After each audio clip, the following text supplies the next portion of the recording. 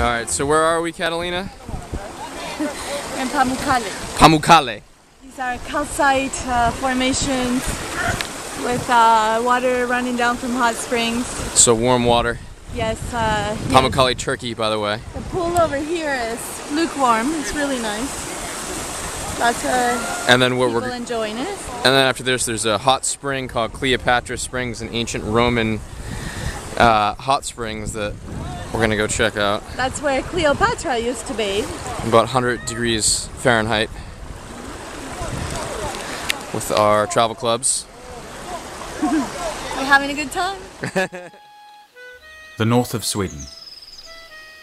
Here in the Arctic Circle, polar night meets polar day. The land of midnight becomes, if only briefly, the land of midnight sun.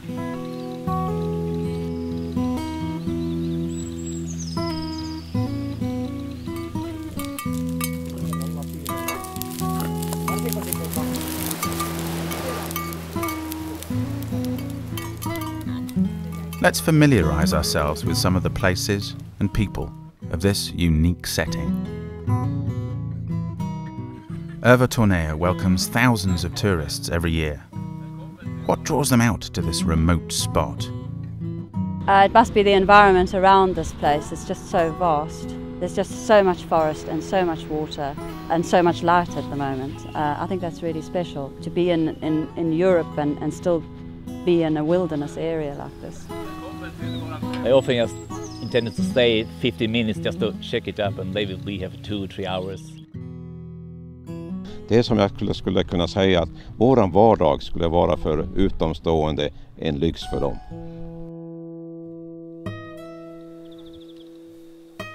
Övertorneå is home to fäbodarna, the summer pastures the herdsmen went to with their livestock. The murmuring meadows threaded by silvery streams and strewn with flowers are home to a myriad of protected plants and species. A fleeting glimpse of the wisdom and tradition of the past is offered. A glimpse of the lives of people in touch and in time with the world they live in. Many are coming very, very far away from here also. We have people from Australia and Japan, China and United States. They're coming often. United States are coming from see their ancestors have been here, maybe working here as managing the cows during summer, and now they have some ancestors who have been living here and they're just following their tracks back. The River Torne is one of the few remaining wild and untouched rivers of Europe. Tourists kayak and fish in its bustling waters all the year round. Här har vi midnattssolen, man kan fiska dygnet runt här. Det är skönt alltså, alltid ljust. In spite of its untamable ferocity, it marks the most peaceful border in the world between Finland and Sweden. Peace and tranquility are everyday commodities here. The pace of life a luxury item to city dwellers.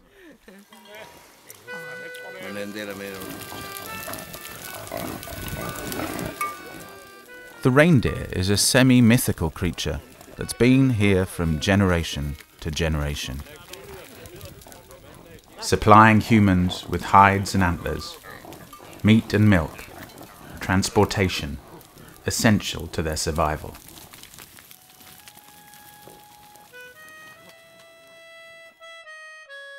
The herdsmen gather and talk about their day, as they've done all their lives, as their fathers and their fathers' fathers did before them. The reindeer herds, wild and semi-domesticated, migrate in spring and summer, covering up to 50 kilometers a day. Renen är ju ett nationalmärke här uppe. Vi förknippas med renar. Och det beror ju på vilken årstid man kommer. Kommer man på vintern så kan man ju åka. Kommer man på våren då vill man ju då ta med dem till på kallmärkning så här. Då är jättesmå babysar så här. De är så goda.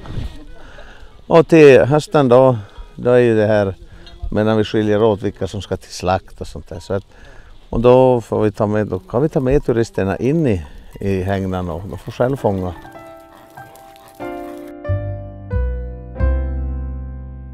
At the end of the day, the sun doesn't go down on Övertorneå.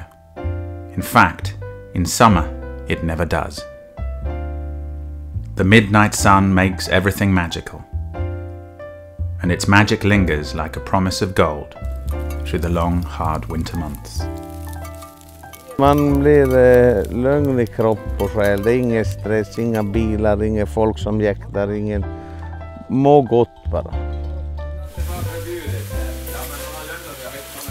In the evenings, people head for the sauna, one of Övertorneå's oldest customs. The sauna is a place to clear the mind, clean the body, and replenish the soul. Ja, det här med bastukulturen, det är en naturlig del hos oss i Tornedalen. Vi har haft den i hundratals år och det var ju förr i tiden också då att det var det första man byggde när man skulle komma till ett nytt ställe, för att det användes där kvinnorna kunde föda barn och där man kunde sköta sin hygien. Och det var också det sista man gjorde när det var dags att lämna det jordiska livet, där man tvättade den döde avlidne personen. Jag tycker det är väldigt viktigt att folk skulle få lära sig att bada bastu på riktigt sätt. En riktigt skön bastu där man kommer in och har en behaglig temperatur när du går in där. Och där du reglerar med att kasta vatten på de stenarna. Du får en fin ånga, lölu som stiger upp där. Du har trevligt sällskap, gemytligt och fint där. Och sen har du då naturligtvis pricken på i då att du har björkris där du får slå och kroppen så att huden känns väldigt fin och det blir fin massage på huden. Och sen när man har gjort det här då så gör man det i olika omgångar, så går man och sitter och löser världsproblemen tillsammans med kollegorna och vännerna i saunakammaren, i bastukammaren och tar någonting att dricka. Och det är inte alls ovanligt heller att man tar naturligtvis en bit mat, att man grillar korv eller en köttbit eller någonting sånt trevligt. Det är ungefär kort sammanfattat som jag ser på bastukulturen i Tornedalen. Det är en viktig del och ingrediens i våran vardag.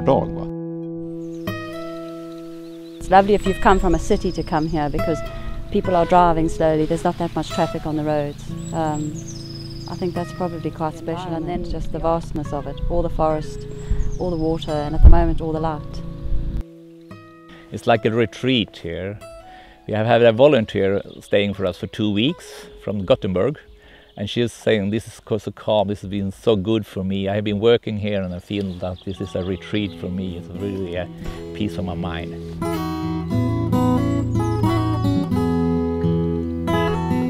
There are many things that draw tourists out here to this remote outpost of humanity. There is a chance to glimpse a near-forgotten world where people still dance in time with the seasons and their place on Earth. But perhaps most of all in the vast stillness of the wilds of the north, in a magical land of both eternal light and eternal dark, something is regained, something lost in the constant electronic drone of a digital world. Time.